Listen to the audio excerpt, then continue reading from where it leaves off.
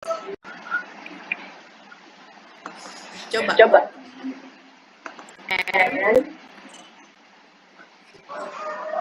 Lebih baik di kolom B aja, jadi nanti kayak ada tabel sendiri gitu loh. Ada tabel sendiri.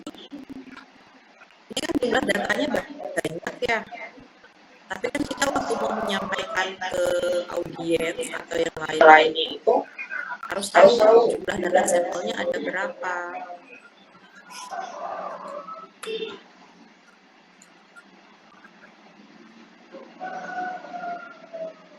Intinya kalau mau cari N-nya itu sama dengan counting.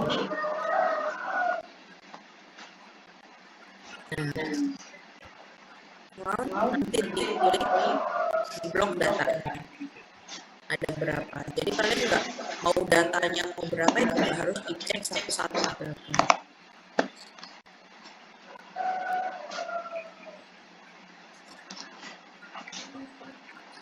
Kalau ini kan pakai yang manual ya.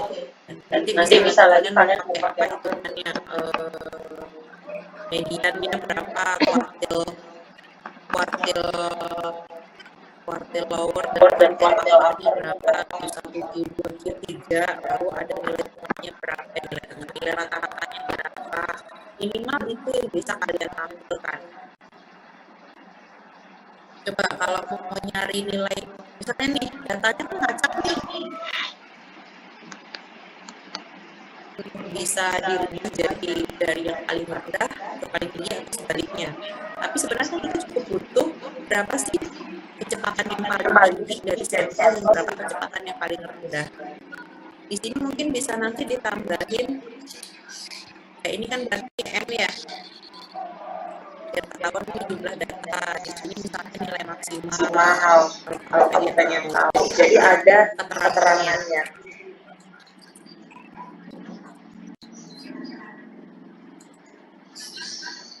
Nilai maksimalnya berapa, nilai minimalnya berapa.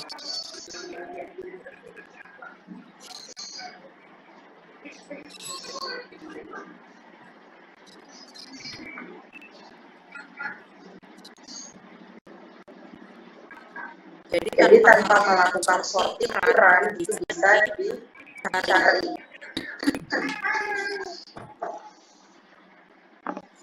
Kalau kamu pakai cara yang manual, coba nanti kamu hitung dulu sampai Q3-nya ya. Sama nilai yang paling apa yang paling banyak contohnya.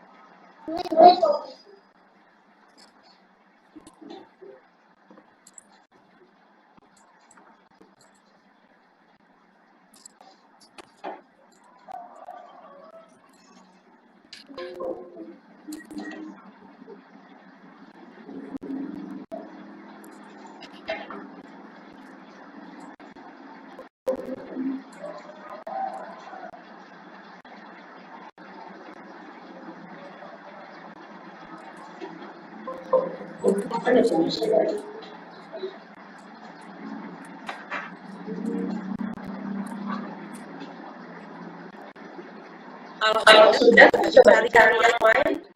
Kalau mau kan ini baru nilai maksimal, kan nilai atas kayak batas sampai batas bawahnya ya. Apalagi coba yang bisa kamu cari? Nilai tengah, Q1, Q2, Q3. Berarti ya kalau median ini Q2 ya. Dari Q2 nanti bisa nyari Q1-nya. Pakai di sini boleh median, bisa kalau pakai kuartil juga bisa. Kalau Kalau kuartil berarti nanti kamu kamu ceknya ceknya kuartil kuartil 2 2 kalau kalau median. median. Kuartil yang Kuartil paling yang bawah. bawah. Datanya Datanya di blok, nanti mau masuk kuartil kuartil berapa itu perintahnya koma atau titik titik 2 atau koma. koma. Biasanya Jadi di laptop beda-beda kalau bisa koma.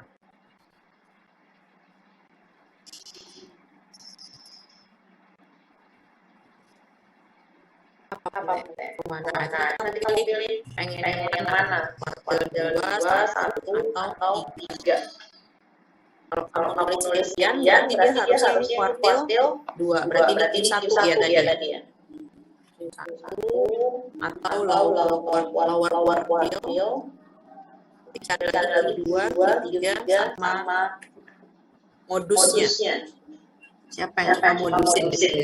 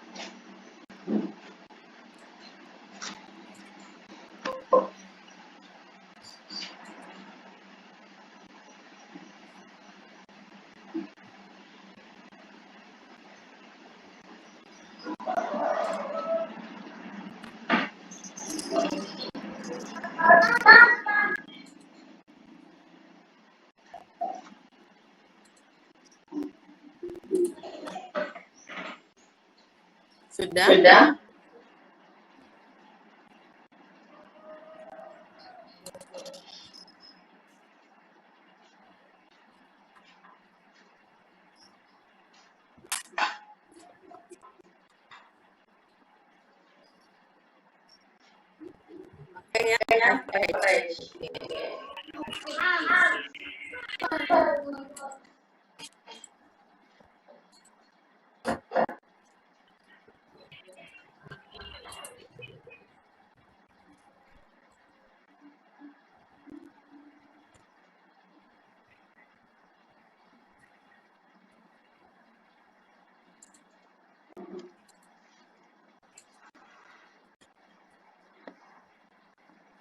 Modus pakai yang mana?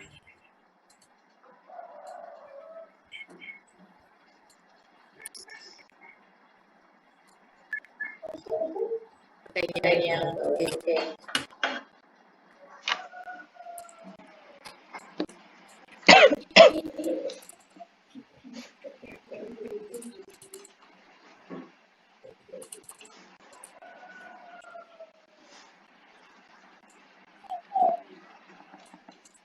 Sudah? Nah, dengan menggunakan data ini saja sebenarnya udah bisa kalian sampaikan kesimpulan atau interpretasi data. Tapi kalau kalian menambahkan kalian juga bisa. Misalnya kecepatan ini kan rentangan beda-beda ya. Kecepatan ini nilai poin komanya beda-beda. Nggak mungkin kalian harus satu-satu gitu. Dan itu pasti akan ada banyak datanya. Makanya harus dibuat rentang. Hampir sama seperti kalian buat rentang saat pembuatan petisar web. Rentangnya itu berapa? Rentang itu adalah nilai maksimal. Ya, oke kok. Biasanya cukup nilai maksimal dikali nilai minimal. Itu rentangnya. Saat kalian buat proses. Jadi biar memahami saat mau menentukan data statistik dari ini selain data yang standar ini harus ditambah dengan grafik. Apalagi ini tambahan ya. Kalau kalian mau pakai menampilkan diagram atau positif dibuat rentangnya. Setelah kamu bikin rentang, berikutnya yang kamu hitung adalah interval kelasnya. Ada berapa jumlah kelasnya? untuk data urban dan untuk data rural. Intervalnya itu 1 plus 3,3 log N rumusnya. 1 plus 3,3 kali log N. Ya, log N-nya berapa?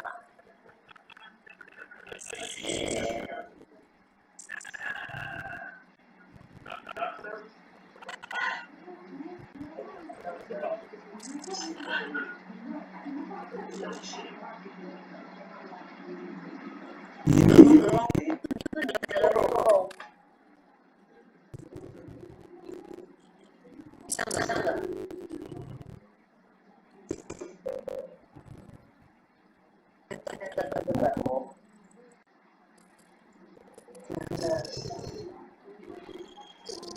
Berarti ini nanti kemungkinan ada sekitar 10 atau 11 dan 9 atau 10. Biasanya dia menyesuaikan dengan jumlah nilai batas atas. Jadi makanya nilainya ada 10,72. Ini kemungkinan antara 10 dan 11 atau 9 dan 10. Biasanya naik ke atas.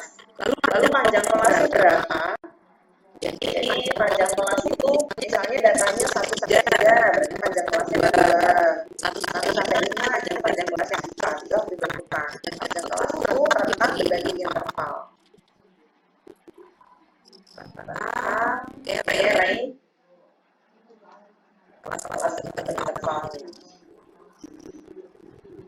3,6. Biasanya kamu belajar aja biar lebih gampang. 3,6 sama berapa itu? 3 ya. Ya udah, kalau misalnya kamu udah dapat data seperti ini dari array kelas sama panjang kelas ini, baru kamu buat tabel baru. Tabel biar datanya nggak sampai 880 gitu loh, garisnya sampai ke bawah. Mungkin ada yang sama, mungkin ada yang berbeda, namanya perlu dibuat tentang kelas tadi. Coba dibuat tabulasi yang baru biar enak.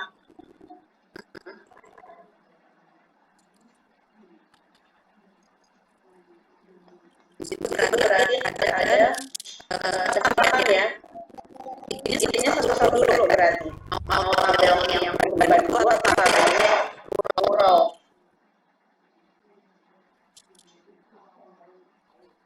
Kecepatan urban. Nanti berapa jumlahnya? Kecepatan tadi ini kalau tulis angka-angkanya seperti ini. Gimana kan cara bikinnya? Berarti kamu harus punya ini data tabel dan data atas, nilai batas bawah dan nilai batas atas. Di sini bisa kamu tulis dulu. Ini adalah batas bawahnya 31,3. 31,3. Panjang kelasnya 4 tuh. 31,3 tambah 4 sama dengan berapa? Itu adalah untuk kelas pertama nih. Tadi di sini 31,3 sampai berapa? 35,3 ya.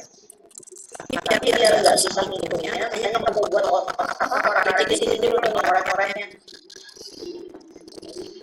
Di sini dulu nih. 31,3 ini nilai batas bawahnya ini tambah 4. Nanti tulisannya di kolom berikutnya, jadi kamu nanti kalau mau narik gampang.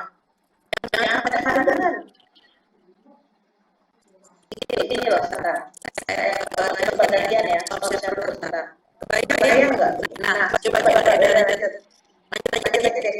Nah, nanti di kolom sebelahnya itu hasilnya. Yang bawah. Di sini nih, bisa 4. Sama dengan ini tambah ini. 1,3 tambah 4. Nah, sama-sama enter. Berarti nanti yang berikutnya kan di sini adalah yang kelas kedua kan. Kelas kedua berarti kan dia ditambah 0,1 setelah 35,3. 35,3 tambah 0,1. Karena 35,3 datanya sudah masih di sini.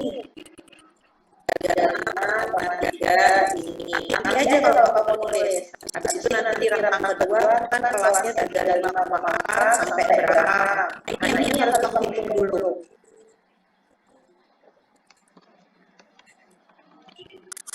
Bingung? Kamu kan 0,1 karena dia angkanya ini kebetulan berkoma, komanya satu angka di belakang koma. Kalau angkanya genap ya ada angka 1 aja kalau nggak ada koma. Kamu ingat nggak sistem penguncian di 35,3 yang paling atas nih tuh 35,3-nya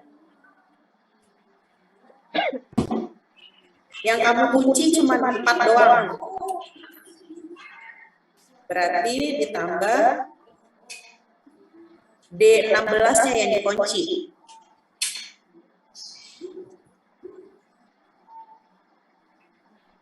Karena hasil akhir yang di sini semuanya nanti kan angka sebelumnya ditambah 4 kan.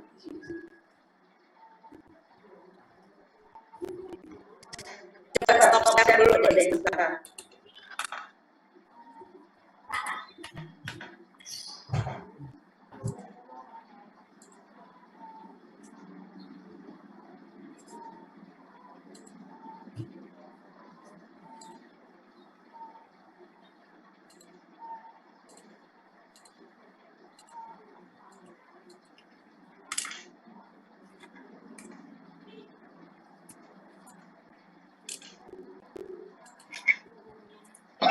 Yang dikunci kan berarti 4-nya nih.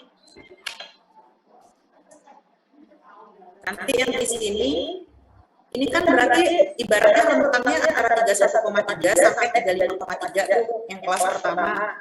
Kelas keduanya nanti 3. Kelas keduanya adalah ini ditambah 0,1.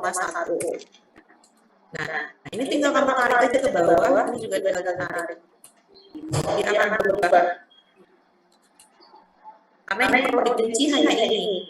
Nah, nanti kamu saat mau menyalin ke dalam kabel, itu lebih gampang. Itu tujuannya kalau mau korek-korek kayak gini. Kadang-kadang kalau mau bikin ini tambah ini berapa, ini tambah ini berapa. Kalau kayak gini kan kamu tinggal nyalin. Berarti ini nanti di tabel 31,3.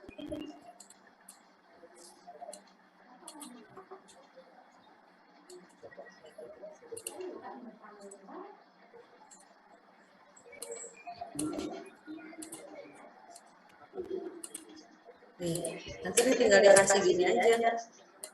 Udah jadi rentang dia.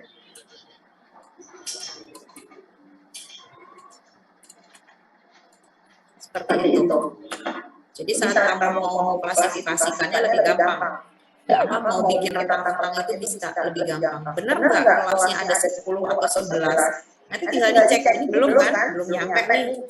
Coba diblok aja sampai bawah.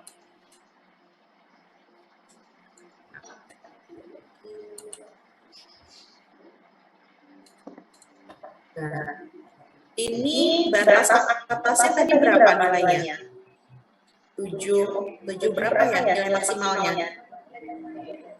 Ya 70,4. 70,4. Nah, tinggal kalian cari 70,4 kan berarti ada di sini ya dia rentangnya antara 68,2 sampai 72,2. Coba kita hitung berapa jumlah kelasnya.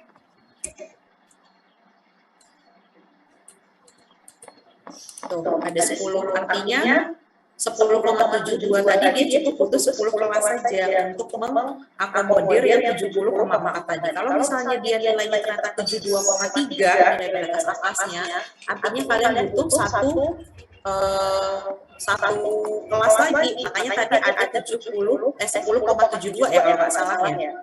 Itu untuk melihat batas atasnya itu berapa. Gitu. Nah, nanti setelah kamu dapat seperti ini, coba deh sambil dibikin. Nanti di sini kan tabelnya ada kecepatannya. Di sini nanti kamu bisa hitung sendiri. frekuensinya berapa, frekuensi kumulatifnya berapa, dan berapa persentase dari frekuensinya. Ini tinggal kamu cari frekuensi yang, coba deh, kamu share screen, bikin seperti ini dulu, nanti saya pandu.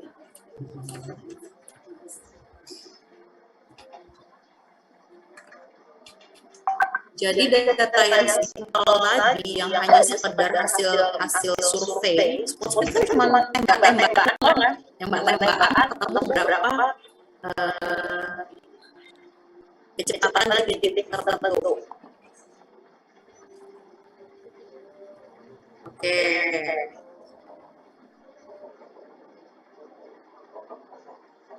Min terus enter. Jangan diklik lagi. Enter langsung.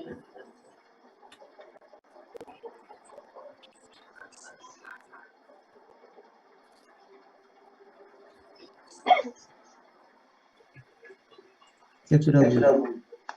Nah, kalau udah nanti kamu bikin yang namanya frekuensi tadi.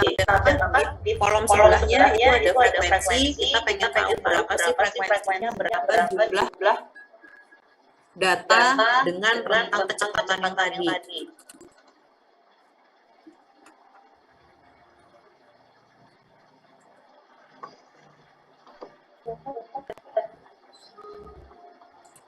Sudah?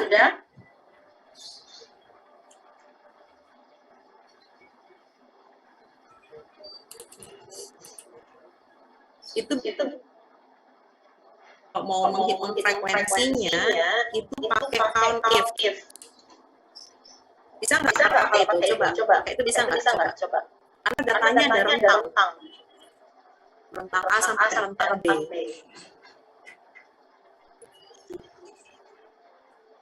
Kalau nilainya bulat bisa langsung kayak gitu, tapi ini kan kita ada rentangnya, berarti pakai count if. Count if nanti masukin range-nya berapa? Range-nya berarti seluruh data urban di blok semuanya, terus masukin kriterianya. Kriterianya bagaimana? Itu yang harus kalian tulis.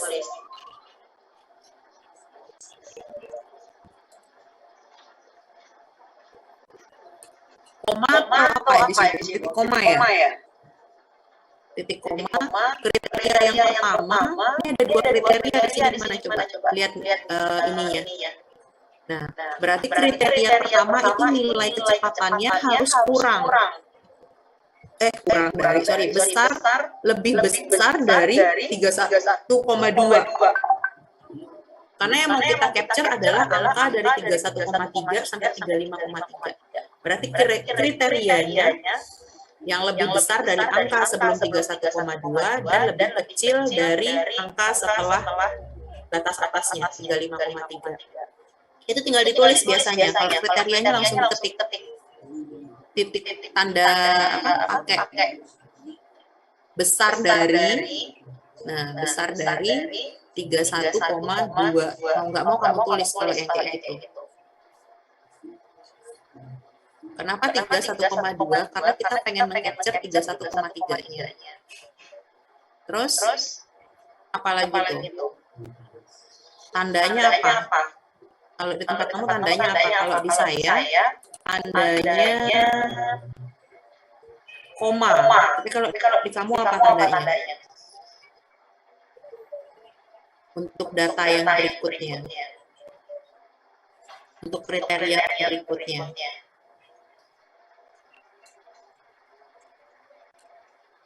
Coba dibuat koma aja. Saya nggak tahu nih. Koma, nanti di blok lagi. Di blok lagi. Enggak, harus kamu blok dulu. Kayak pakai if gitu loh. Semua data harus di blok. Bukan, yang urban.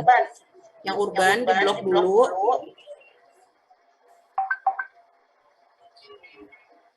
Karena kita kan masih datanya urban.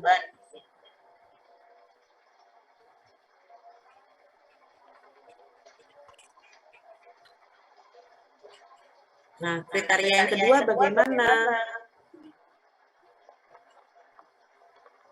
Berarti kurang dari 35,4.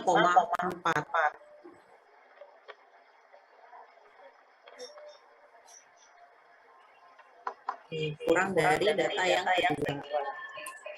Cek di sini aja nih. Dah. Coba di enter, bisa nggak? Fungsinya ada yang salah ya. Pakai tanda petik coba. Di 31 besar dari 31,2 itu pakai tanda petik. Habis titik koma. Sebelum tanda besar dari tanda petik 2, tanda kutip. 2 tanda kutip. Setelah 31,2 juga. Nah, di sini coba.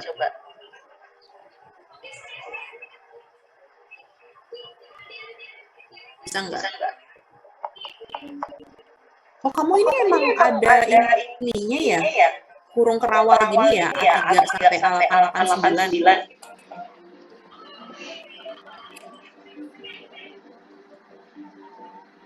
Kalau di saya nggak ada kurung kerawal seperti itu soalnya.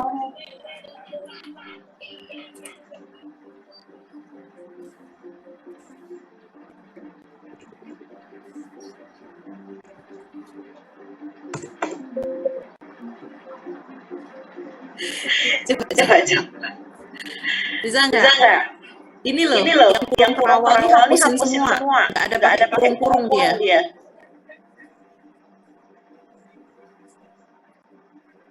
Tuh, karena kurungnya kan tadi kriteria count if, terus ada cuman gini aja semuanya kan. Ini data array, titik koma, sini kriteria.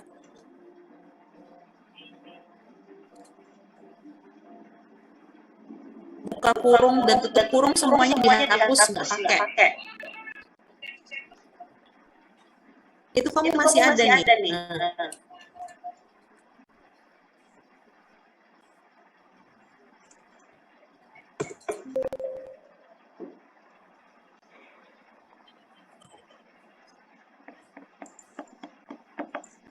Kok nggak bisa sih?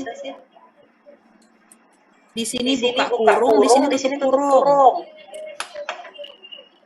Jadi satu kesatuan gitu loh, count if terus rumusnya dalam kurung. Ini count if buka kurung. Coba bisa nggak? Ini kan kayak gitu syaratnya tuh, count if range kriteria. Nggak bisa. Coba dilihat. Titik 2. Kriteria titik 2 kriteria. Kok nggak bisa ya di kamu ya?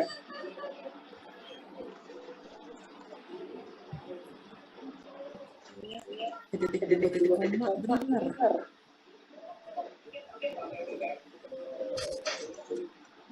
Oh, kamu count if-nya ini loh. Count if-nya pakai S. Count if. Sorry, coba bisa nggak ditambahin S? Yang satunya. Coba enter. Nah, ini kriteria 1, kriteria 2 ini.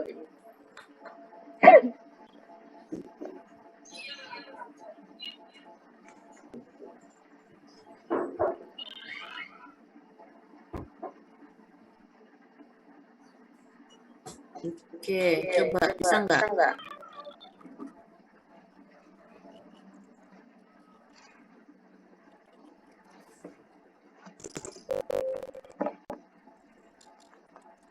Coba lihat tunjuknya apa?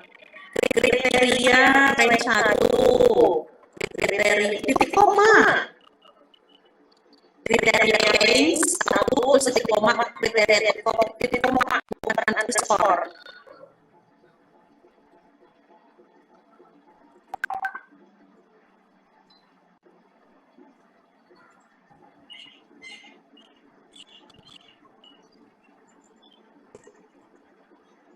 Ini underscore dan titik koma, terus ada tanda kutip. Bisa nggak?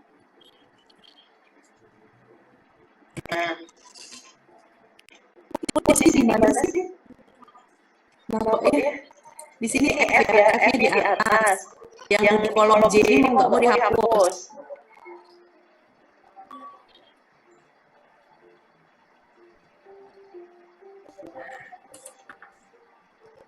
Nah, yang berikutnya jadi kayak gitu. Kriterianya benerin, berarti harus ada yang kamu kunci dulu. Datanya kan kamu kunci tuh. Data yang di blok dikunci dulu. A3 sampai A889 itu dikunci, double kunci, kunci kolom dan kunci baris. Oke.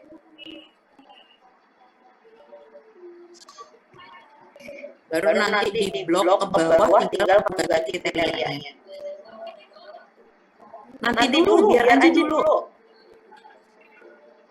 Nah, di blok ke bawah. Nah, nanti baru kriterianya ganti. Kalau kriteria kedua berarti kan kurang dari ini, besar dari ini, kurang dari ini. Baru dapat 35,4 sampai 39,4.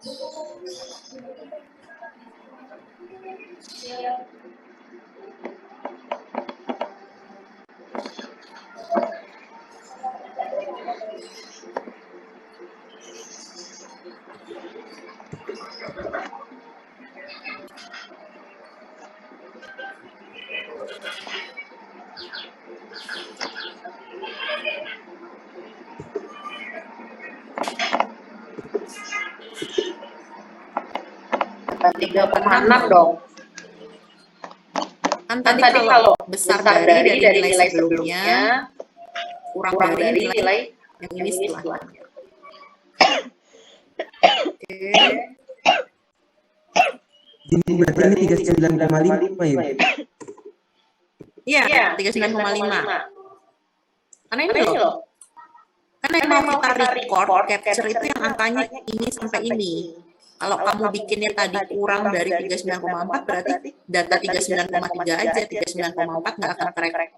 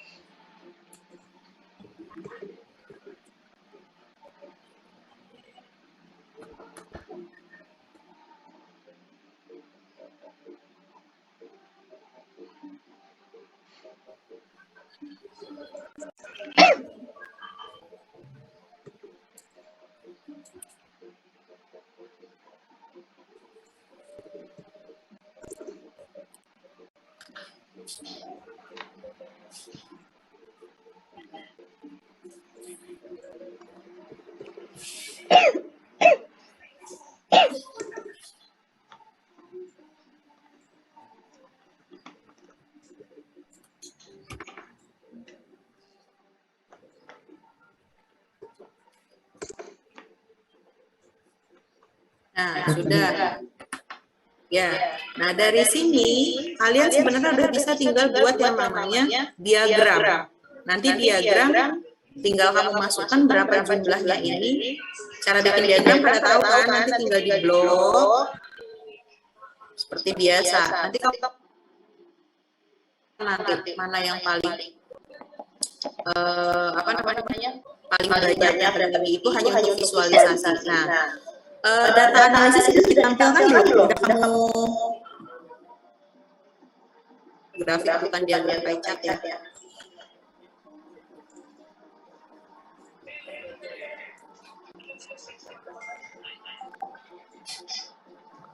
Bu, izin Bu. Untuk frekuensi itu saya ada rumus yang lebih cepatnya Bu. Pakai frekuensi aja bisa. Dengan tentang data ini ada? Siap ada Bu. Saya sudah coba. Kamu udah coba? Coba dikasih di sampingnya. Izin Bu, ini di caption atau gimana? Oh, ya udah, screen aja Pak.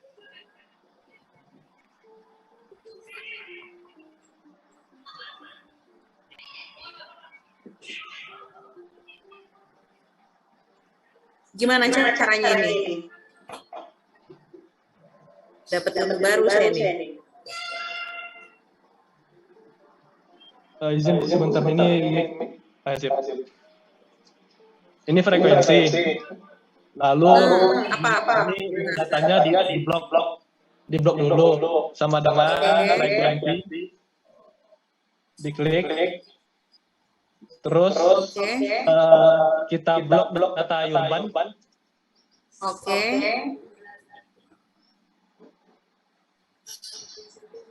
Sama kita blok data range tadi, Bu. Nah, tapi di sini kita tekan Ctrl, Shift, dan Enter. Oke. Jadi langsung dapat range datanya ya, double ya. Ctrl, Shift, Enter sebentar. Coba saya pengen nyoba juga. Malah baru tahu saya nih. Soalnya saya pusing Ctrl, Shift, Enter. pakai rumus konif dulu. Iya, lebih cepat sih. Oke, kita pakai cara yang Kak ya. Makasih ya Kak. Saya senang nih kalau kayak gini nih. Harusnya kalian jago nih. Oke, kita lanjut.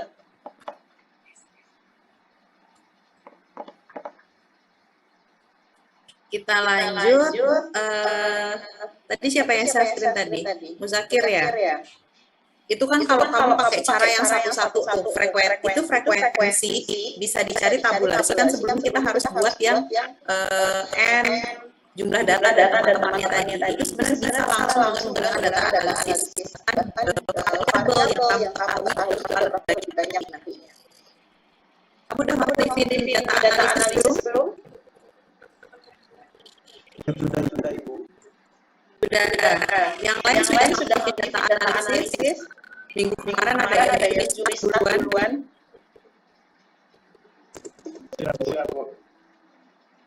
Jawab, biasa itu. Artinya kita ingin tahu ini. Saya lebih sering itu jadi waktu belajar cepat gitu. Udah belum? Mau masih coba MKK ya?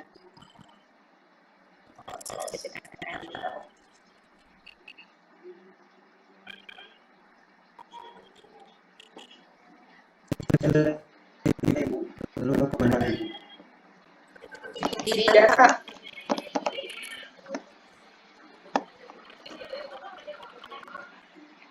Oke. Kalau yang belum nanti ini ya diaktifkan dulu data analisanya untuk pakai SPSS di sini. Nanti klik aja data analisa. Nanti pilih kalau hanya memunculkan tabel yang ini. Tabel ini aja jadi. Kalau kamu mau munculin ini bisa lebih cepat. Data analisis. Mana dia? Ini loh.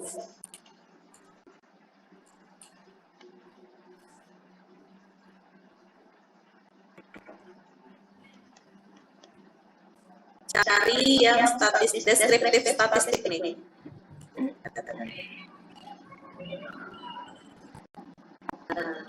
Oke, range-nya mana yang harus kamu input di blok saja. Urban kan tadi, blok urban.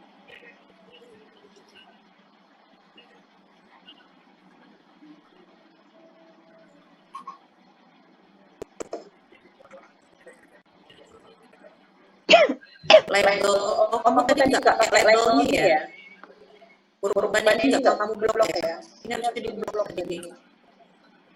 Untuk memunculkan label first, jadi kita tahu datanya yang mana, nggak cuma XX doang. Oke, label firstnya di checklist. Output range-nya itu kamu taruh di mana? Mau di sheet yang sama, tinggal dipilih di kolom yang mana. Sudah. Summary statistiknya jadi summary statistik dicentang, lalu confidence level juga dicentang. Confidence level ini kita panggil 95% tingkat kepercayaannya. Kalau tingkat kepercayaannya 95%, artinya tingkat errornya hanya 5%. Semakin tinggi tingkat kepercayaannya, tingkat terornya akan semakin rendah. Tapi standarnya biasa pakai 95, di bawah 95 nggak pakai lagi confidence levelnya, agak diragukan. Oke, nanti tinggal diokein.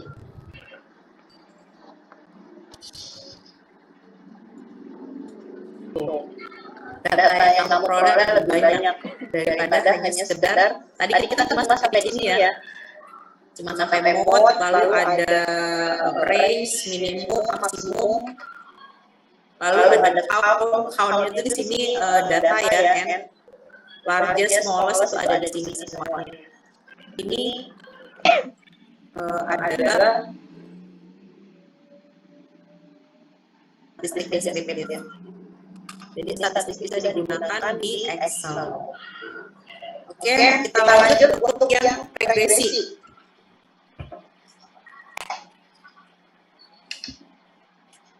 Yang regresi ada yang mau nyoba, baik itu sederhana atau yang berganda. Setengah 10 ya.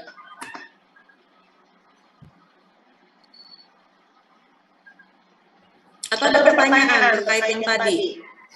Kenapa saya nyuruh kalian, ibu ini kenapa sih harus nyari yang susah dulu? Kenapa tadi nggak ngajarin aja sih langsung pakai data analisis biar kalian tahu caranya kalau bisa pakai data analisis. Tanpa data analisis datanya udah bisa kalian dapat dulu yang sederhana. Kalau mau lebih cepat ya pakai cara yang tadi. Yang penting paham dulu. Siapa yang mau nyoba? Mau bertanya? Lanjut ya. Sederhana. Saya nggak akan share bahan. Kita langsung aja pakai soal.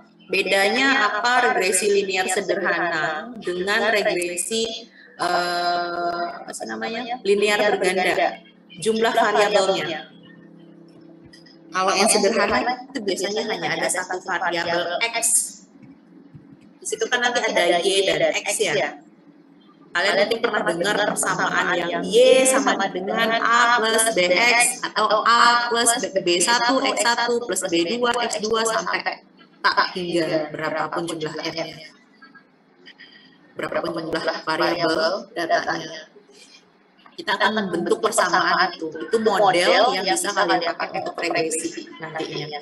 Kalau bedanya apa regresi linear yang sederhana dengan yang berganda? Yang sederhana dia hanya ada satu variabel. Tahapannya juga kalian langsung melakukan tahapan regresi linear. Tapi kalau yang berganda, selain jumlah variabelnya lebih dari satu variabel x, variabel x ini adalah variabel yang bebas, independen.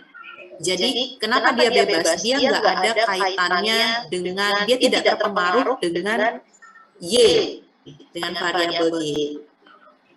Dan dia tidak terpengaruh oleh variabel X. Yang namanya bebas, ya suka dia. Gitu.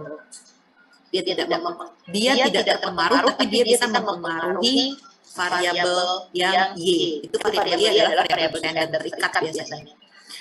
Nah, dalam menentukan variabel, kalian itu harus tahu dulu yang namanya mana variabel Y dan variabel X.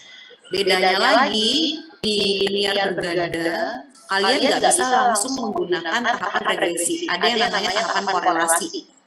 Itu bedanya. Siapa yang mau share screen?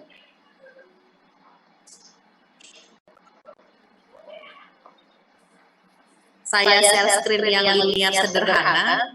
Kamu share screen linear berganda, gimana? Atau kamu share screen linear sederhana, saya yang berganda, mau yang mana? Atau dua-duanya? Kalian yang share. Jawab kita yang sederhana, Bu. Berganda tuh gampang banget kalau kita pakai statistik ini mah. Ya, nggak apa-apa.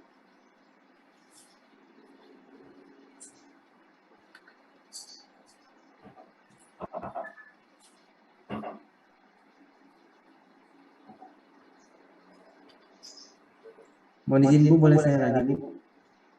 Oh iya boleh, silakan.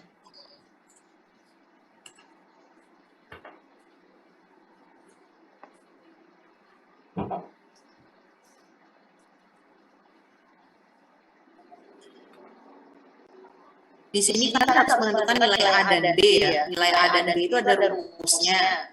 Tapi kalau kita pakai rumus, nanti kalian pakai sendiri aja, coba sendiri ya. Itu cuma variabel yang kalian kali-kali dari variabel Y sama variabel X tadi. Nah, kalau kayak gini, di sini kan ada luas rumah datanya sama harga rumah. Kira-kira yang bebas mana, yang dependen mana, yang independen, Y yang mana, X yang mana.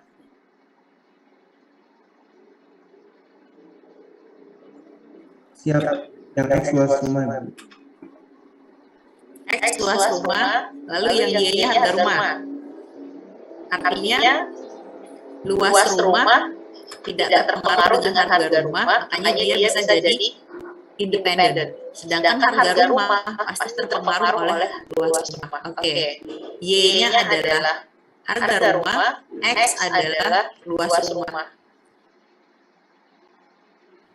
Nah, nanti kamu tinggal masuk ke data analisis.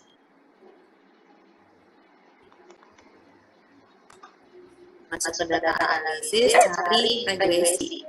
Ada regresi enggak?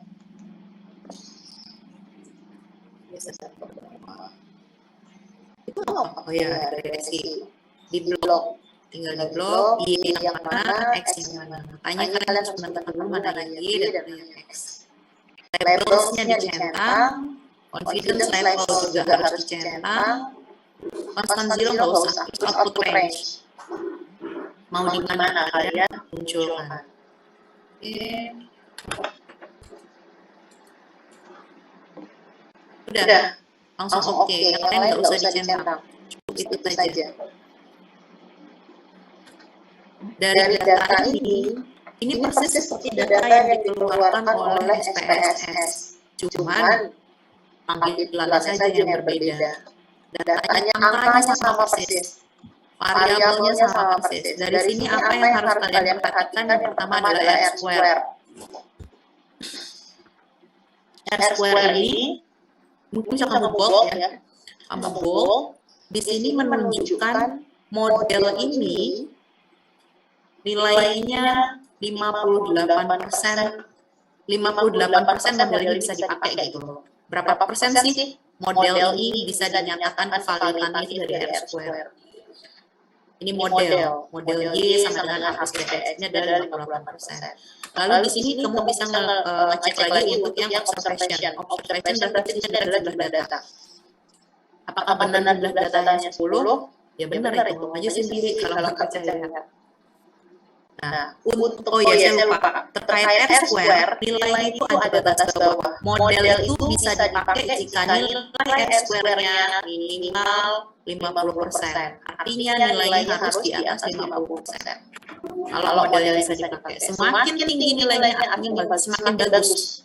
Semakin bagus pengaruh si model ini loh. Kalau misalnya mau kamu aplikasikan nanti di data yang mau kamu pakai.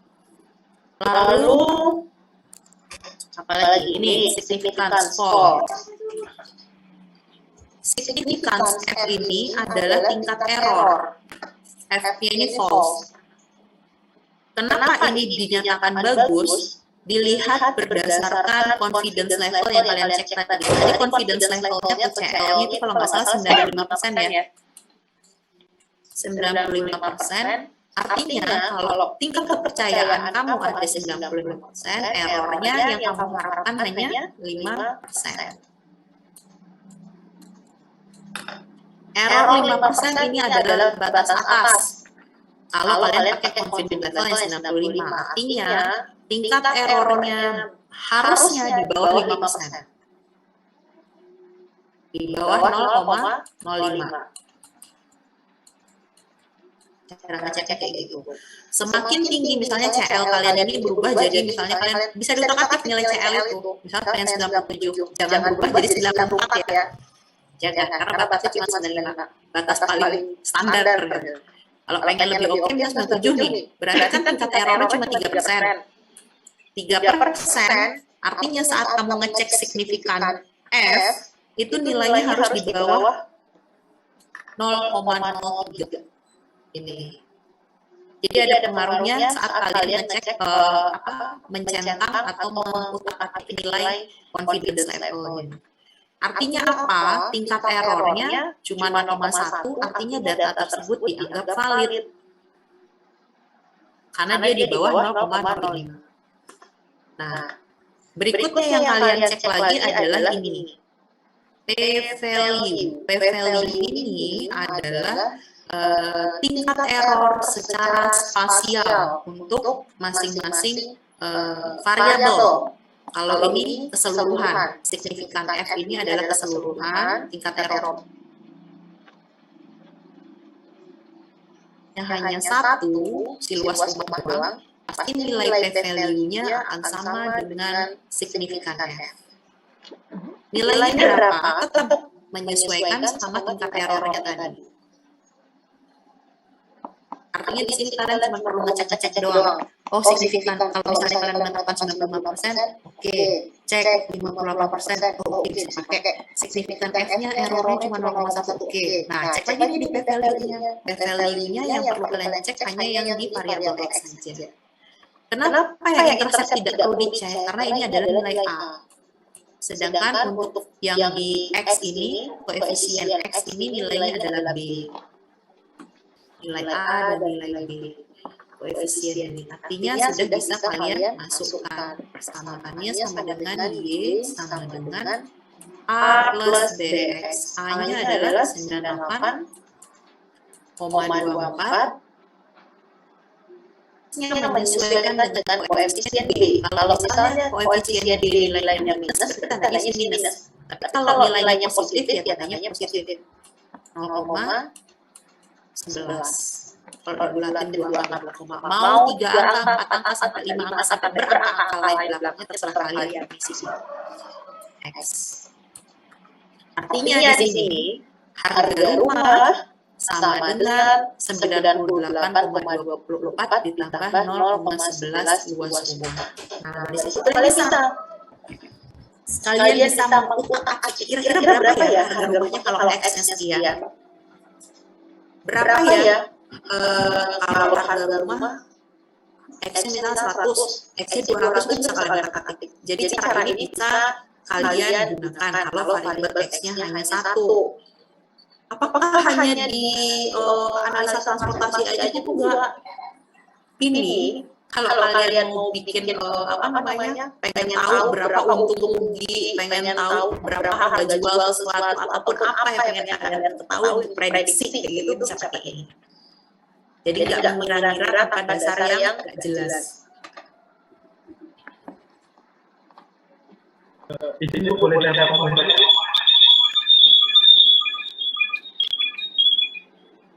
Mantul kan?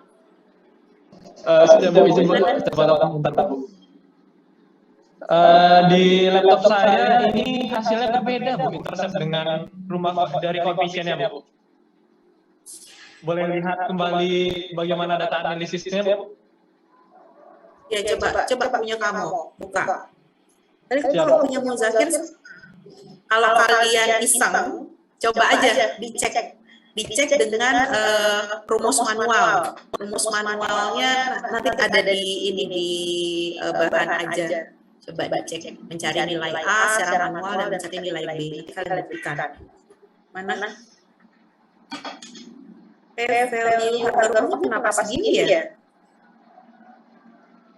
Coba diulang aja kita regresi, oke. Y-nya yang mana, Mas Bro? Siap. Jadi di situ itu ditentukan salah input, ending salah.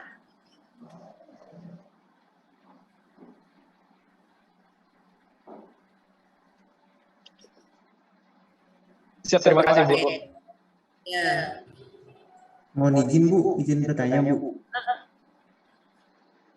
Tadi kan P-value X-nya itu akan sama dengan signifikan F. Nah itu karena variabel X-nya cuma 1. Nah kalau variabel X-nya lebih dari 1 itu akan berbeda Bu.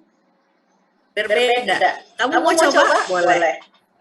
Enggak saya coba lagi. Ayo. Kalau kamu dijawab. Karena kalau variabelnya 1, ya berarti kan dia hanya terpengaruh oleh variabel itu saja. Tapi kalau variabelnya lebih dari 1, nilai parsial dari masing-masing variabel itu pasti berbeda tingkat errornya, p-value-nya. Siap, Bu. Kalau yang signifikan F itu secara keseluruhan, dia dipengaruhi oleh beberapa variabel. Kalau yang tadi linear sederhana kan hanya satu variabel, makanya nilai p-value-nya sama. Tapi kalau dia variabelnya lebih dari 1, yang seganda tadi, itu secara keseluruhan dia berapa sih tingkat errornya kalau dipengaruhi secara bersama-sama. Tapi kalau misalnya secara parsial itu tingkat errornya dilihat dari masing-masing variabel. Siapa mau Siap, Bu. coba? Siap, boleh saya kembali. Ya, boleh.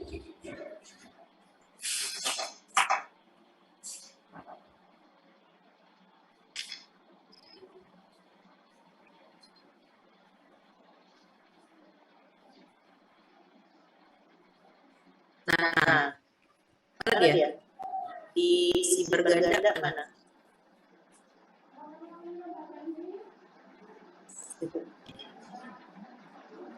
Kira-kira Y sama X-nya yang mana?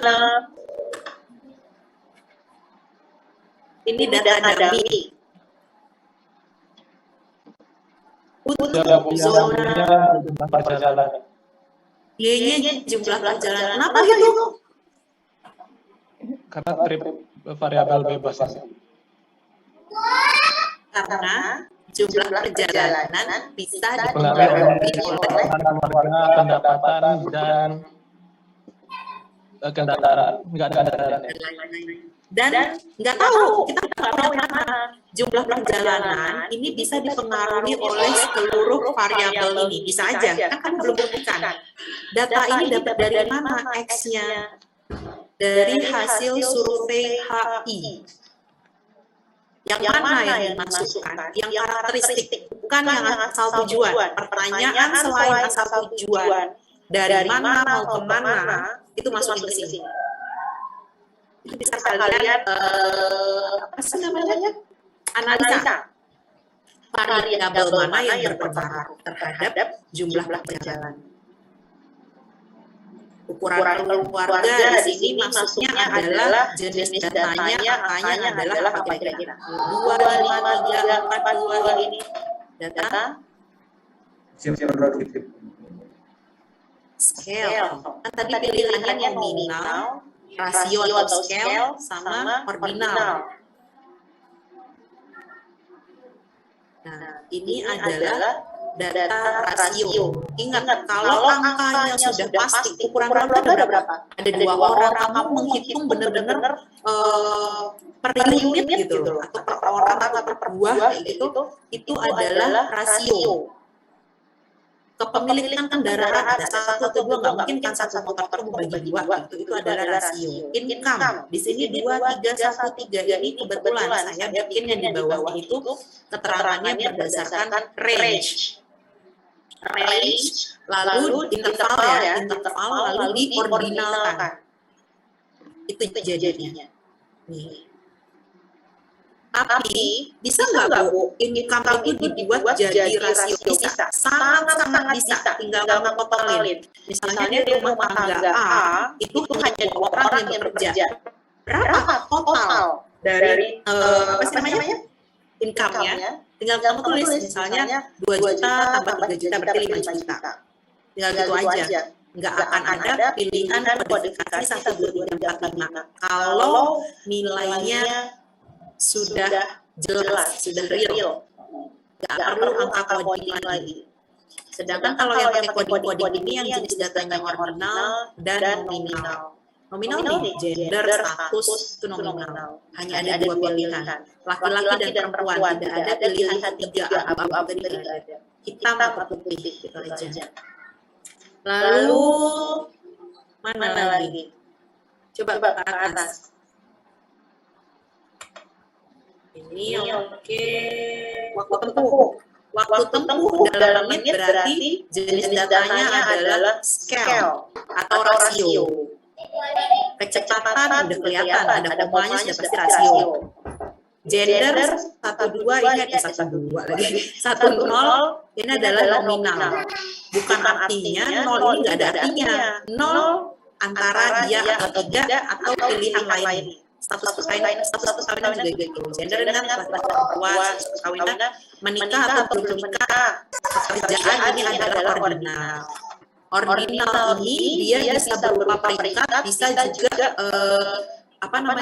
tidak ada perankingan. Ini bukan artinya di rumah tangga itu artinya buruk, enggak. Ordinal ini sebenarnya bisa dua artinya. Karena kita butuh pengkodingan saja. Nah, artinya di sini kamu sudah tahu mana yang Y dan mana X.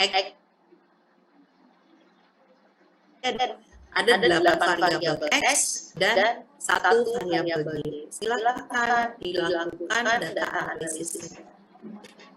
Mungkin bisa kasih space dulu, insert kolom, insert row untuk bikin Y sama X1 sama X ini juga boleh. Kalau langsung kayak gini juga apa-apa. Biar nanti kamu nggak bingung mana yang Y, mana yang X. Di blok aja itu dari 1 insert.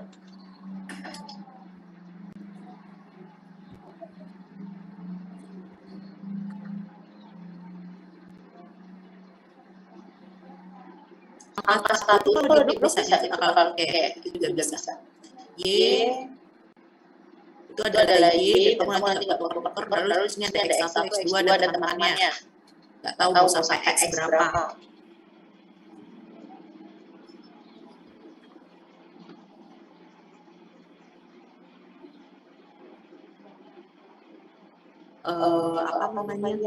Bikin penelitian dosen itu variabel X-nya mau tahu berapa? Hampir 100. Saya bilang 90 berapa gitu, dikit lagi 100. Itu pertanyaan-pertanyaan yang nggak penting maksudnya kok pertanyaannya bisa dijadikan variabel sih, ternyata bisa kayak pertanyaan-pertanyaan yang sifatnya kualitatif tadi. Jadi penelitiannya itu terkait faktor apa saja yang berpengaruh dalam pengambilan keputusan di persimpangan itu loh, antrian yang mempengaruhi antrian di persimpangan.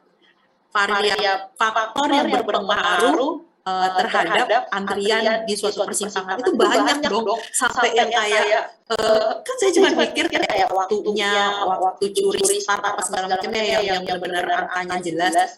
Di situ kamu ngelakuin regresi. Kan tadi saya bilang nggak pakai regresi dulu, korelasi dulu.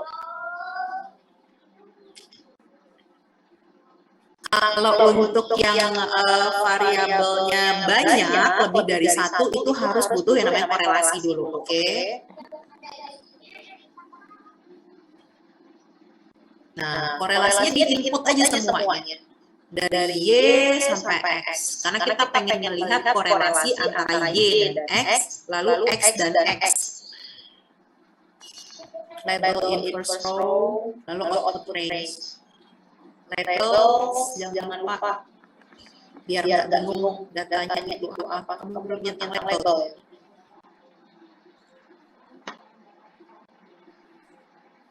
Oke. Nah, itu udah muncul kan? Bisa digedein nggak, Muzakir?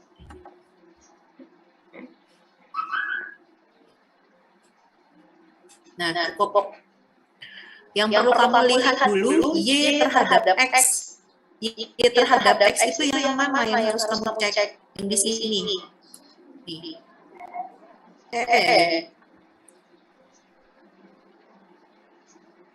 Y terhadap X itu harus kamu cek. Yang mana yang harus kamu cek yang nilainya di atas 50%. Variabel mana yang berpengaruh? Y sama Y nggak perlu. Y terhadap X itu mana yang bisa dipakai, yang berpengaruh. Berarti ukuran keluarga dan car ownership. Karena itu nilainya yang lebih dari 50%. Ini dan ini. Selebihnya nggak ada di atas 50 kan? Y Y dan X itu syaratnya harus di atas 50% yang menyatakan hubungannya erat, hubungannya kuat.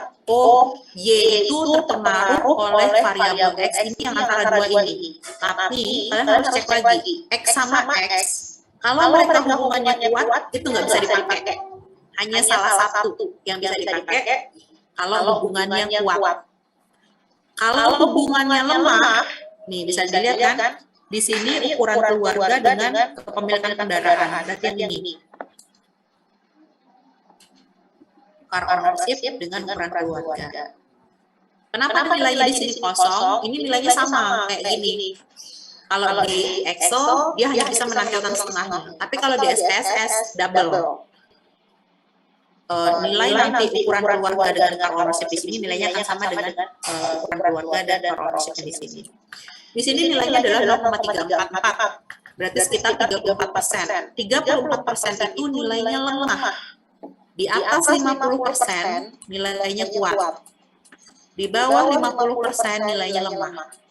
Semakin mendekati nilai 0 artinya tidak ada hubungan sama sekali.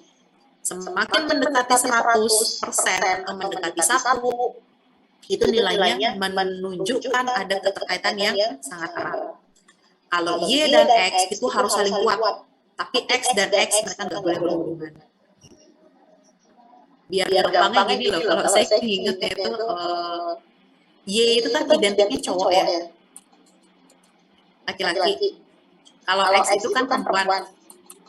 Y sama X harusnya itu memang terhubung sangat kuat. X sama X itu kalau bisa jangan sampai ada kejadian.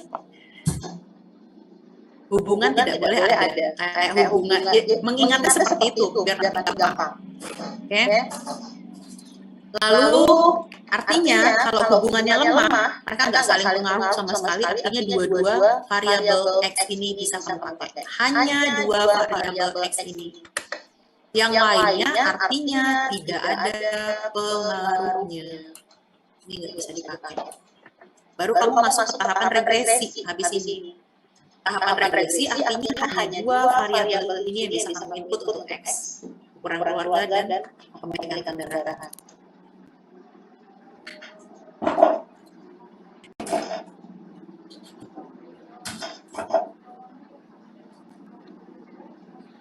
Baru masuk ke regresi.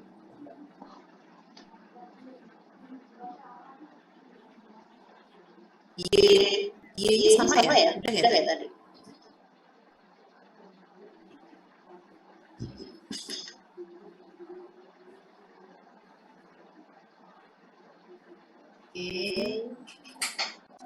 Kalau ini tahapannya setelah kayak yang linear sederhana tadi.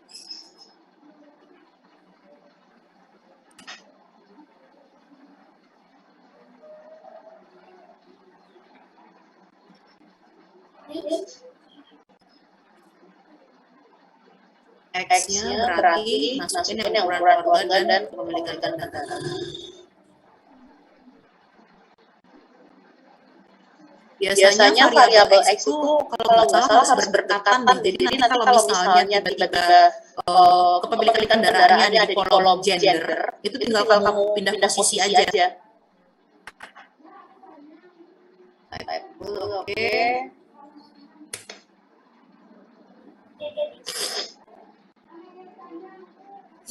Nah, muncul kan?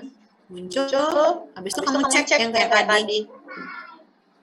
Dicek R square-nya, lalu dicek berapa signifikan false-nya, dicek p-value-nya. Nanti kalau misalnya setelah hasil pengecekan p-value ada yang nilainya di atas 5%, artinya variabel yang nilainya di atas 5% tidak bisa digunakan.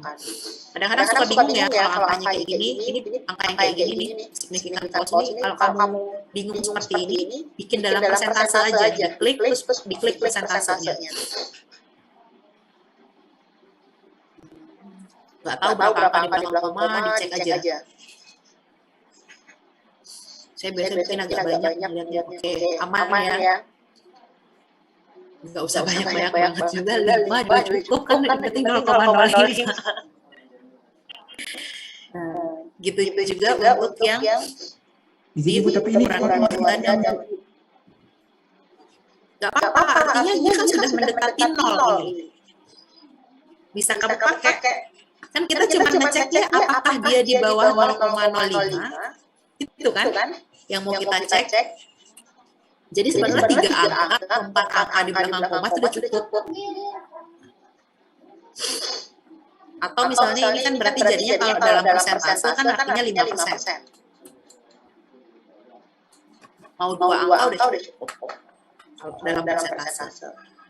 Terus mana nih? Ukuran keluarga sama kepemilikan kendaraan ini juga dicek. Tapi sepertinya kalau udah seperti ini udah 0, mirip kayak gini. Coba aja dicek berapa persen dia. Untuk membuktikan apakah signifikan false-nya ini nilainya akan sama dengan p-value. Kepemilikan kendaraan ada angka 13 ini, ukuran keluarga saya nggak tahu nih berapa kelanjutannya, tapi sudah sama seperti signifikan false. Jadi yang signifikan F ini untuk membuktikan seberapa error sih dia kalau dua variabel X ini bergabung terhadap model. Tapi kalau secara parsial, variabel mana yang berpengaruh, nah itu nanti yang dicek di sini. Jadi bukan artinya walaupun secara korelasi dua-duanya aman, ukuran keluarga dan kepemilikan kendaraan, tapi saat kalian melakukan regresi, ini belum tentu dua-duanya berpengaruh. Ada yang berpengaruh, ada yang enggak. Bahkan ujung-ujungnya hanya tinggal satu ada kejadian seperti itu. Udah tinggal kamu buat yang namanya model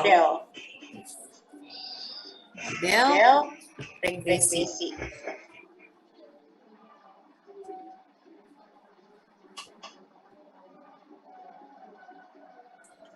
Regresi ini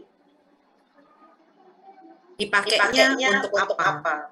Ini dilakukan untuk setiap zona. Di setiap zona, kan kalian survei HI di setiap zona. Coba kamu geser ke kiri, data sampel tadi itu muncul dan datanya pasti beda-beda di setiap zona. Jadi regresi itu harus kalian buat setiap zona. Setiap zona nilainya pasti beda. Artinya apa seperti ini? Coba nilai persamaannya mana tadi? Y sama dengan 0,043 plus 1, sekian ukuran keluarga ditambah sekian kepemilikan kendaraan. Artinya untuk zona 1, anggap ini zona 1 ya. Zona 1 itu jumlah perjalanannya dipengaruhi oleh ukuran keluarga dan kepemilikan kendaraan variabelnya. Tanpa adanya kepemilikan kendaraan dan ukuran kendaraan atau jumlah kendaraan, ukuran keluarga dan jumlah kendaraan, itu artinya jumlah perjalanannya sama dengan 0,043 itu kan artinya nggak ada perjalanan. Itu artinya agak lucu kalau misalnya interceptnya di sini misalnya Y sama dengan 1,3 bla bla bla ditambah 1,2 X1 ditambah 0,2 X2. Di saat ada X1 dan X2-nya artinya ada orang dan ada gerakan 1,3. Itu artinya model kalian sama. Salah kan bisa di mana tujuannya dari data. Makanya survei yang benar, rekap data yang benar. Aneh nggak kira-kira? Nggak ada orangnya, nggak ada di wilayah tersebut nggak ada orang, belum ada kepemilikan kendaraan, kita bisa muncul pergerakan sebanyak 1,3. Itu agak aneh. Biasanya dicek di sini clue-nya. Kalau nilainya sudah benar seperti ini kan Y sama dengan 0,04 gitu. 0,04 itu nanti tidak ada perjalanan sama sekali. Ya benar kalau nggak ada orang, nggak ada kendaraan, artinya harusnya nggak ada perjalanan. Nah, ini untuk zona 1.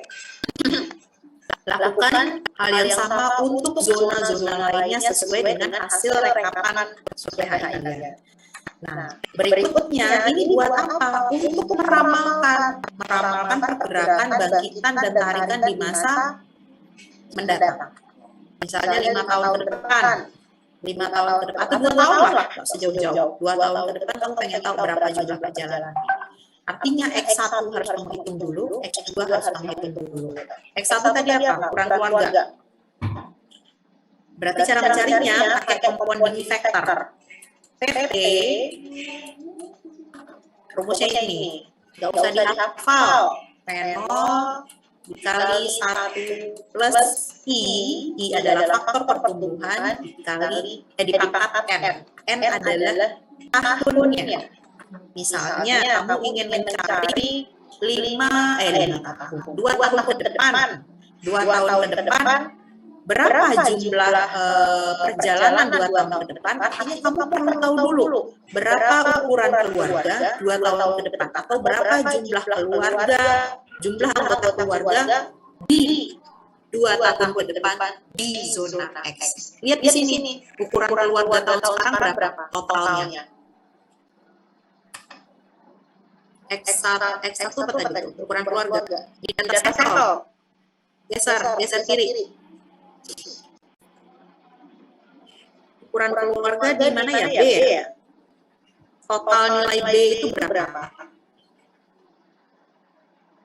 Itu dicari dulu.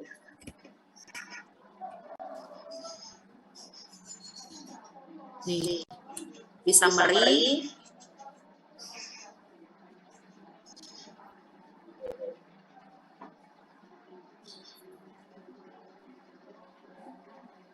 Dapat 10.000. Nah, sekalian tuh yang taruh sheet biar tinggal dimasukin.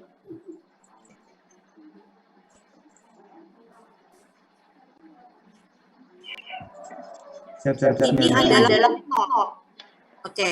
Ini adalah P0. P0 itu adalah nilai saat ini, PT ini adalah nilai di saat beberapa tahun ke depan. Coba kamu cari berapa. Kamu cari dulu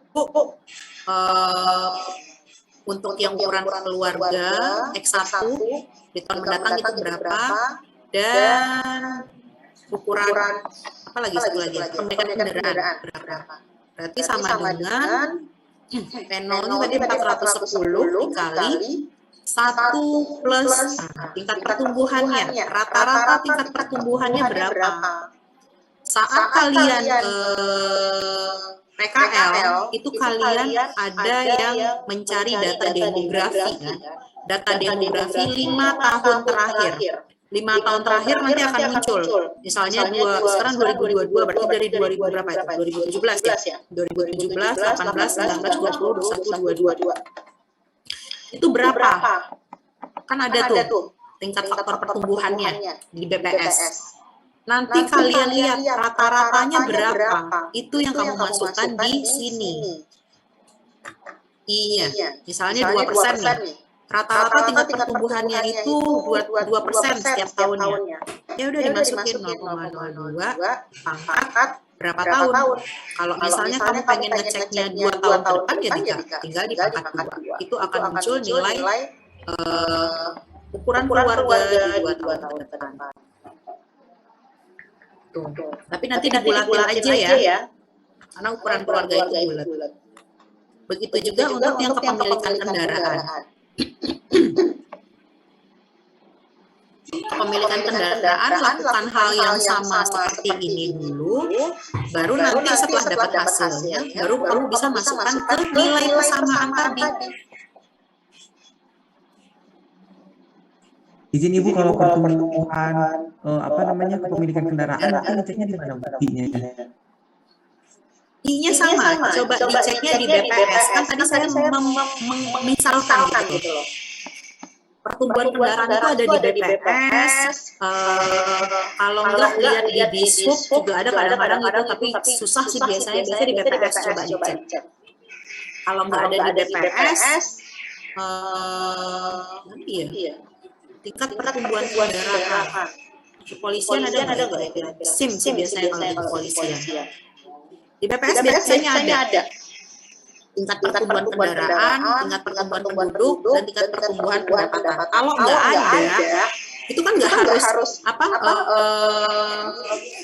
maksudnya kadang ada yang kendaraan, ada yang keluarga, nanti menyesuaikan aja. Kalau misalnya datanya nggak ada, mau kalian cross check satu-satu, nyari ke instansi lain. Nggak mau, tapi biasanya ada BPS. Nanti kalau ini udah masuk kan dapat tuh berapa, misalnya 0,02 lagi boleh. Nanti tinggal kamu input ke dalam persamaan. Ini X1, ini X2 di tahun mendatang. Tinggal kamu masukkan ke Y tadi persamaannya. Y sama dengan apa? Tambah A plus BX tadi tuh. Nah, tinggal dimasukin ke sini. Akan muncul jumlah bangkitan di zona 1. Y ini untuk menghitung jumlah bangkitan ya, bukan tarikannya. Tarikannya kita gunakan perkalian silang. Coba dihitung berapa bangkitan di zona 1 di 2 tahun mendatang.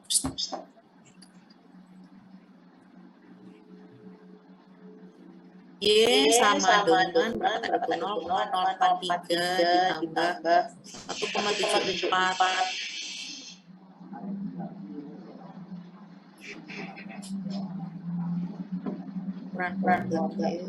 Ditambah 0,78 kali sekian. Pemilikan kendaraan di tahun mendatang. Berapa jumlah bangkitannya? 896. 2 tahun mendatang. Itu bangkitannya. Jadi nanti coba kamu buat kode 3x3.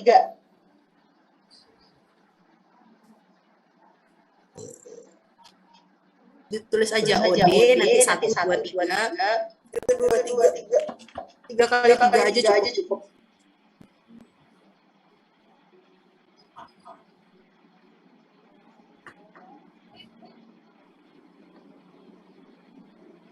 Ini kalau kamu mau menuliskan jumlah bangkitan ini, dia ada di sini nanti OI aksen. Kalau OI-nya kan nanti dari hasil yang sekarang ya, bangkitannya berapa. Di sini nanti ada OI dan OI aksen. OI adalah saat ini, OI aksen adalah bangkitan saat tahun mendatang, 2 tahun kemudian. Bangkitan saat ini dapat nggak? Dapat. Dari mana? Hasil matriks kode existing. OI aksennya dapat dari mana? Ini dia. Untuk 2 tahun mendatang. Untuk meramalkan berapa 1 ke 2, 1 ke 3 itu kita pakai OI aksen di tahun mendatang. Di sini 896. Misalnya nih OI-nya 100 misalnya saat ini. Misalnya nih, OI-nya 100. Nah, tulis.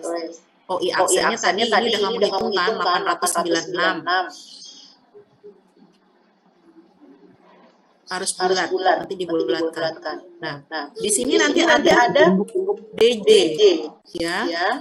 Izin Bu, itu untuk yang PO-nya kan nilai dari total semua ukuran keluarga itu, Bu? Iya, betul. Terus untuk N-nya itu kan jumlah observasinya, Bu.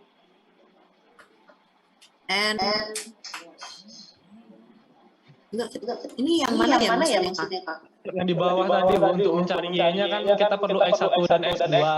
Nah, untuk mencari X1 itu kan dari PT-nya itu ya, Bu, ya? X1-nya iya dari PT, dari compounding factor. Namanya compounding. Dari compounding factor itu yang P-nya itu kan nilainya dari summary dari ukuran keluarga. P0-nya. Terus nanti dikalikan 1 ditambah dengan ukuran pertumbuhan tingkat keluarga. Terus dipakaikan dengan N. Itu observasi kan 102. Kalau di saya dapatnya 3.000, Bu.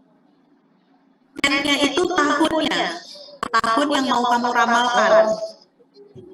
Siap. Berarti cuma kalau 2 tahun ke depan gitu, Bu. Ya, kalau kamu pengen tahu berapa sih matrik kode 2 tahun ke depan, ya udah pangkatnya berarti pangkat 2 N-nya. Kalau pengen tahu sampai 50 tahun ke depan ya pangkatnya 50 gitu. Tapi biasanya kalau saat kalian PKL itu kan 5 tahun ya. Jadi pangkatnya pangkat 5 biasanya. Biasanya peramalannya untuk 5 tahun ke depan. Oke. Di sini DJ sama DJ absen udah. DJ tarikan existingnya tahu, misalnya berapa? Bebas, Muzakir mau tulis berapa tarikan ke zona 1?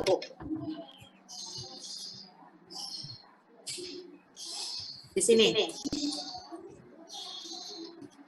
Tarikan itu kan artinya yang 1 ke 1, 1 ke 2, 3 ke 1, jumlahnya ada di sini.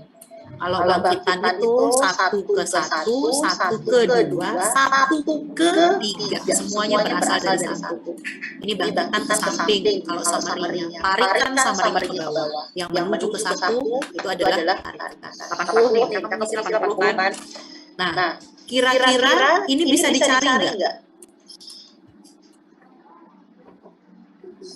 Siap. DJX bisa pakai perkalian silang. Ingat nggak? A per G sama dengan A aksen per B aksen. Silahkan dicari apanya ini. Mau dicari apa?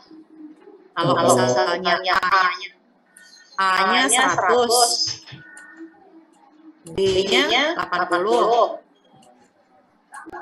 sama dengan 896 dibagi X.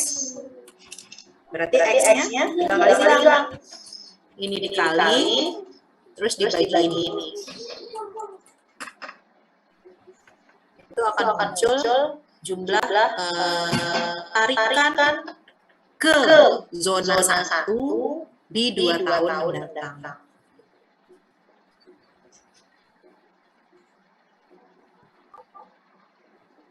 Dibagi OI 716. Hampir mirip. Kenapa? OI ini bangkitan dari zona 1 lebih besar daripada tarikannya. Apakah di tahun mendatang juga hampir mirip ya? Ini lebih besar daripada 717. Tapi nilainya berapa? Harus kalian cari dengan perkalian silang tadi. Ada pertanyaan sampai di sini? Jadi ending dari regresi adalah ini. Nanti waktu kita belajar trip distribusi. Nah, kalian akan mengisi sel matrik yang kosong ini di ramalan berapa. Pakai apa? Data ini dan matriks kode existing. Izin bertanya, Ya. Nah, itu pernah saya membaca laporan umum yang PKL di bidang keselamatan. Nah, di sana itu ada daerah rawan kecelakaan itu didapatkannya dari survei HI. Nah, itu memang sekalian survei di sana ini. Jadi kalau kita mau melakukan survei HI, saat kalian buat formulir, jangan langsung pertanyaannya itu dari bidang planning aja yang diakomodir. Kalian harus menawarkan, menanyakan ke teman-teman di bidang lain. Kalian mau nitip pertanyaan apa? Kan kalian kalau mau mengetahui bukan rawan kecelakaan ya, potensi kayaknya. Itu berbeda antara DPK dengan DRK. Ini udah bahas materi keselamatan. DRK. Itu berbeda. Yang bisa kalian tanyakan itu di survei HI terkait di mana titik yang berpotensinya terjadi kecelakaan. Itu bisa dititip. Kan kamu nanya ke orang. Yang potensinya di mana kan kita nggak tahu di mana. Jadi di HI itu sebenarnya bukan hanya atribut yang saya kasih kemarin. Pertanyaan di bidang AU juga bisa kalian tanya. Tapi nggak tahu apa butuhnya, tergantung kalian. Bahkan kalau misalnya kalian sudah punya rencana judul, tapi biasanya tuh kalau di awal-awal belum ada rencana judul, itu sebenarnya udah bisa dititipin di sini daripada kamu survei ulang. Tapi kan sekarang yang diutamakan lampung dulu, baru nanti tugas akhir masing-masing. Kalau DRK, bedanya apa sama DPK? Kalau ini yang berpotensi, kalau ini yang memang sudah ada. Siapa yang mengeluarkan DRK? Ini adalah data dari kepolisian. Jadi polisi itu kan mengeluarkan tuh titik-titik lokasi mana yang rawan. Ini adalah hak dari polisi. Nah, kalau misalnya data dari survei wawancara atau data dari rumah sakit, ada tuh titik-titik lokasi baru yang tidak disebutkan dalam DRK, itu adalah DPK. Itu beda. Makanya kenapa di survei HI ada pertanyaan terkait apa sih DPK ya? Lokasi keselamatan, lokasi kecelakaan. Lokasi yang berpotensi terjadinya kecelakaan. Bukan yang rawan. Kalau yang rawan ini sudah dikeluarkan oleh polisi. Muncul black spot, black link, black area, itu nanti kalian pelajari di bidang lain. Ada lagi pertanyaan? Izin bertanya, Bu. Itu saya mau bertanya tentang matriks OD tadi, karena ketinggalan ada jaringan. Ini yang di matriks origin yang kedua itu kan 70 nilai Bu sama 75 yang di ketiga itu. Itu dapatnya dari mana, Bu? Itu kan dapatnya dari hasil perjalanan ya, Bu? Bukannya kita masing-masing yang masih di zona 1 dulu. Sama 75 ini DJ ataupun OI ini kalian dapat dari matriks OD existing. Existing itu kan saat kalian merekap kan ada pergerakan dari 1 ke 1, 1 ke 2, 1 ke 3, 1 ke 4 dan lain sebagainya. Kalau di jumlah itu adalah bangkitan zona asal existing OI. Kalau yang menuju ke 1 gimana? Itu berarti nilai asumsi ya, Bu ya? Bukan. Enggak, yang di ini berdasarkan atau bagaimana ini, Bu? Karena saya ketinggalan di sini. Sebentar, yang 70 sama 75. Siap 80, 70, 75 sama 100, Bu. Oh, ini. Kalau ini datanya dari matriks OD existing, dari hasil survei HI.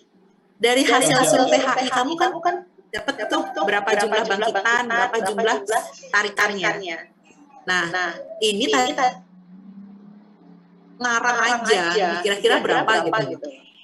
Harusnya ini udah ada dari hasil matriks OD existing. Oh iya. Lanjut untuk meramal berapa tarikan di masa mendatang. Karena kalau regresi ini untuk mencari bangkitan, lah bangkitan yang dapat tarikannya gimana caranya ya pakai cara ini kalian silang. Paham. Oke. Ada lagi?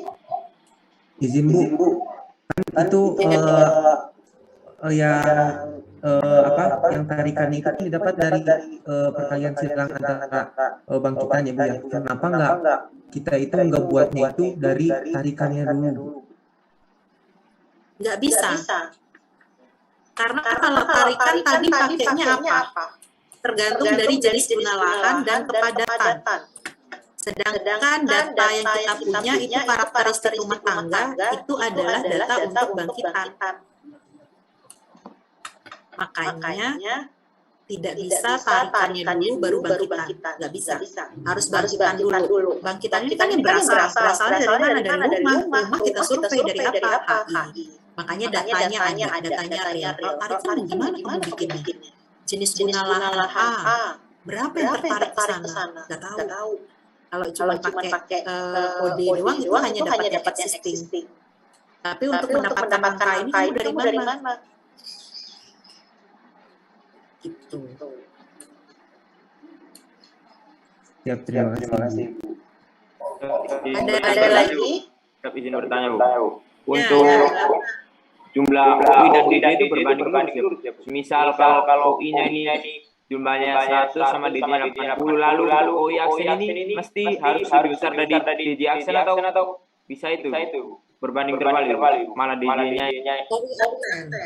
Kalau OI aksen, dia nanti hasilnya berdasarkan ini. Jadi saya nggak tahu hasilnya bagaimana, berbanding terbalikkah atau selaras. Yang kita cari adalah ini. Ini hasilnya juga akan menyesuaikan dengan data ini. Tapi biasanya sih berbanding lurus. Cuma kita pengen tahu berapa sih nilai masang-masang data ini. Biasanya berbanding lurus. Tapi berapa harus cari. Izin bertanya kembali, Bu. terkait dengan pemodelan faktor pertumbuhan Bu, yang materi sebelumnya Bu, tadi yang FI itu. Yang mana? Yang model faktor pertumbuhan Bu, yang terkait perhitungan FI. Oh, FI. Ya, Bu. Boleh diulang Bu. Gimana? Boleh diulang? Bu, tadi sinyal saya agak putus-putus Bu. Oh, jadi kalau di soal tadi itu kan ada 100 rumah tangga ya. Ini kan kalau kondisinya kamu nggak tahu faktor pertumbuhannya. Tapi kalau misalnya datanya ada, ya udah tinggal langsung dipakai. Tapi kalau nggak tahu ya kamu cari tahu dulu. Misalnya ada 100 rumah tangga yang punya kendaraan, yang satu lagi ada 200 tidak punya kendaraan. Nah, di tahun mendatang itu semuanya itu diasumsikan memiliki kendaraan semua, atau misalnya dari hasil survei, kamu saat melakukan survei wawancara kamu tanya untuk yang rumah tangga tidak memiliki kendaraan ini, apakah ada ingin membeli kendaraan di tahun mendatang, dari sana kamu juga bisa dapat. Kalau misalnya di sini hanya ada 100 kendaraan yang apa sih namanya? Yang mau membeli kendaraan di tahun mendatang, berarti kan yang punya kendaraan itu nanti hanya ada 200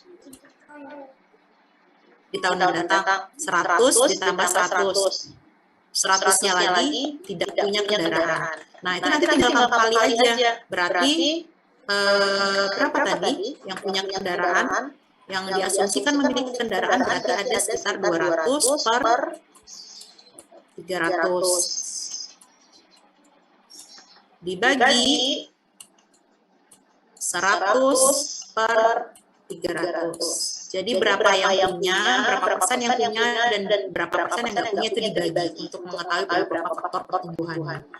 Gitu. Siap dibagi sampel berarti jumlah dari seluruh rumah tangga. Ya. Terima kasih. Ini kalau nggak ada ya, kalau kalian nggak menemukan mau ya harus kalian sisihkan pertanyaan ini. Makanya di awal-awal itu data sekunder apa yang kamu punya? Itu yang pasti ditanya terus. 5 tahun terakhir kamu punya data apa saja? Untuk basic dalam penentuan langkah selanjutnya. Ada lagi yang lain? Cukup? Izin Bu, mungkin satu pertanyaan Bu. Ya, satu lagi ya, soalnya saya jam 10.20 ini harus ngajar praktek pengayaan untuk tingkat 3, ngajarin apa?